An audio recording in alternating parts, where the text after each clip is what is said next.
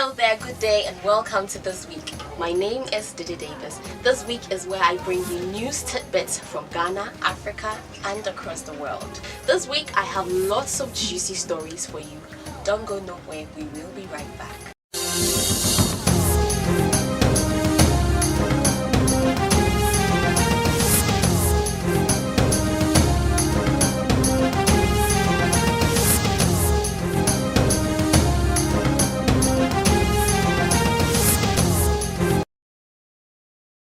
On Thursday, the 11th of February 2021, the Apex Court made a unanimous decision to uphold the application by the first and second respondents not to call any witnesses in the ongoing election petition hearing. The court, however, maintained that it does not have the power to compel any witnesses to testify. The court has, however, ordered the respondents to file their addresses for the closure of their case by February 17. Hearing has also been adjourned to February 18, 2021. The petitioner has moved on to file an application to subpoena the EC in the ongoing election petition hearing, and as it stands, this is the only way by which the EC can mount the witness box to testify. If the petitioner is able to convince the Supreme Court on 18th of February 2021, the EC has no other choice than to mount the witness box.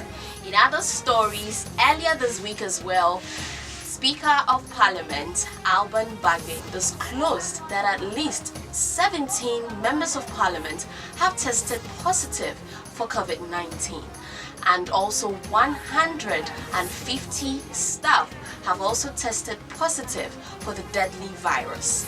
In view of that, the Speaker of Parliament has suspended sitting for the next 3 weeks, and sitting is expected to commence on 3rd of March 2021. On the 14th of August 2020, Parliament approved the Japan Mineral Royalty Limited Agreement with the government of Ghana, despite the walkout by the minority. The company per this agreement plans to raise between $500 million and $750 million for government of Ghana on the Ghana and London stock exchanges in order to invest in development projects. Special Prosecutor Martin Amidu, the then Special Prosecutor Martin Amidu, presented a 64-page report raising some red flags in the agreement. Earlier this week, DataBank, who happens to be one of the financial advisors together with Imara Holdings, in a letter to Imara Holdings announced that they are withdrawing from the deal as financial advisors. And the reason is there have been some persistent attacks on the company and its reputation by some political actors due to the Finance Minister Ken Ofori-Atta's association with DataBank as its co-founder. In the headlines this week, the Executive Secretary of the National Coalition for Proper Human Sexual Rights and Family Values, Moses For Amoni, has called on the government to shut down the new LGBT office here in Accra. This was after the group organized a fundraiser which was attended by several diplomats, including the Australian High Commissioner, who pledged his support for the group. Mr. For Amoni assured that based on the law, gay rights will be banned in the country, and wants Ghanaians to debunk the assertion that LGBT is part of the country's human rights laws. Let's go for a quick commercial break. When we come back, we will get to know what is happening at the African front.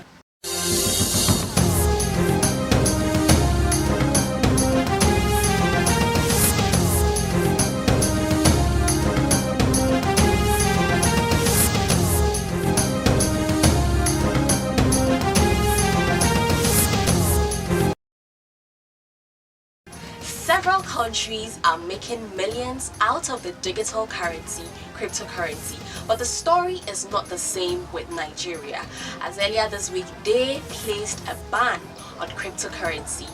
Let us do a little bit of education. Cryptocurrency is a digital currency. It's just like the USD, the dollar, the naira, the CD, but this time it's digital, it's online, and so people use it to exchange digital information, pay for goods and services. And countries are making millions out of it, as well as using it for their development projects. But Nigeria has decided to place a ban on it, and these are the reasons why they have decided to do so. They believe that it is decentralized, meaning if they allow it to operate in the country, they will not be able to have control over the currency. And then also they believe that it is used to spearhead terrorist activities in the country. It's used for money laundering and cannot be traced. And so these are the reasons why Nigeria has placed a ban on cryptocurrency. That is not the only country. Countries like India, Nepal have also placed a ban on the currency. And Denmark is also in the process of, is considering placing a ban on it as well. And now to the international front. Last month we saw that several social media platforms placed a ban on the former president of the United States, Donald Trump. And some of these platforms includes Instagram, Twitter, YouTube, and Facebook.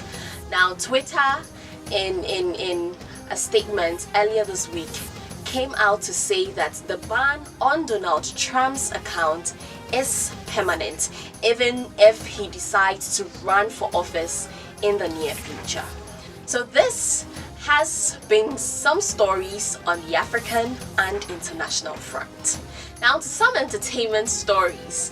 Of course, we saw a baby that was brought back to life by a song that was recorded by the gospel musician Sonny Badu about 12 years ago.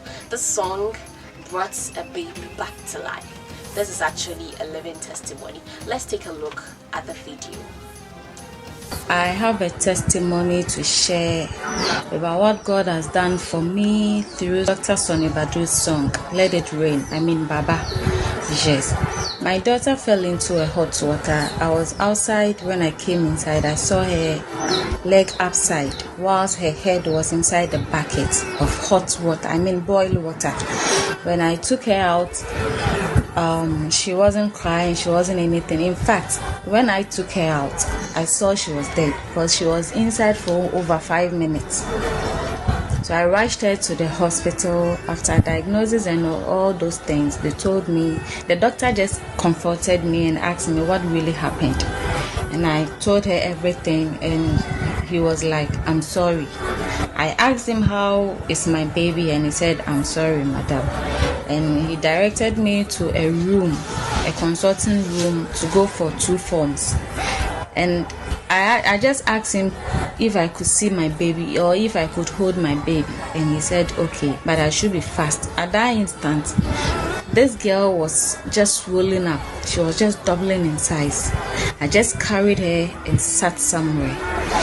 And something inside me prompted me just to take out my phone. When I took out my phone, I just went to my music box, searched for Sonny Badu, and played Let It Rain, Baba. I put it on repeat. And I put the phone beside my daughter, I mean my dead daughter. And the song kept playing. And at that time, my eyes was closed. And I saw myself in some deserted place where I was crying. Praying, crying, and all that happened when my eyes was closed whilst I was still holding this baby. Then I saw rain pouring on me. That was about after 30 minutes of playing the song. And I saw a rain pouring on me heavily with thunderstorm and so on. Then I heard somebody shaking on me. When I opened my eyes, I saw this dead baby crying. So the final story for the week. In 2019, the Vodafone Ghana Music Awards placed a ban or suspended the 2 dancehall musicians in Ghana, Shatta Wale and Stonebwoy. In a statement yesterday, that ban has been lifted, and so they can go ahead and pick their nomination forms to be nominated for some categories in this year's Vodafone Ghana Music Awards. This has been This Week with me, Didi Davis. Thank you for staying tuned. Now to the COVID-19 tip of the week. COVID-19 tip of the week. This is the right way to wear your nose mask, and that is the wrong way to wear your nose mask. Stay safe and catch you same time next week.